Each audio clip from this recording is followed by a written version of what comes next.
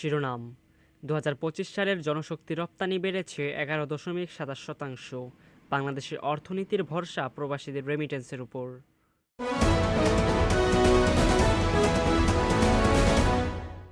বিস্তারিত: বিশ্ব অর্থনৈতিক অনিশ্চয়তার মধ্যেও বাংলাদেশের জন্য আশার খবর। ২০২৫ সালের প্রবাসীদের অবদান আরও শক্তিশালী হয়েছে।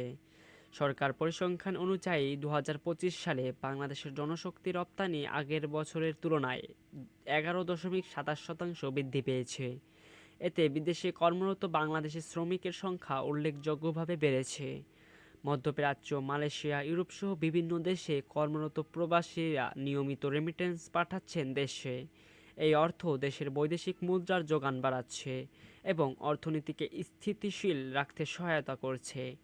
বিশেষজ্ঞদের মতে, মূল্যস্ফীতি ও বৈদেশিক সংকটের মধ্যেও প্রবাসীদের পাঠানো রেমিটেন্স দেশের ব্যাংকিং খাত ও আমদানি ব্যয় সামাল দিতে গুরুত্বপূর্ণ ভূমিকা রেখেছে।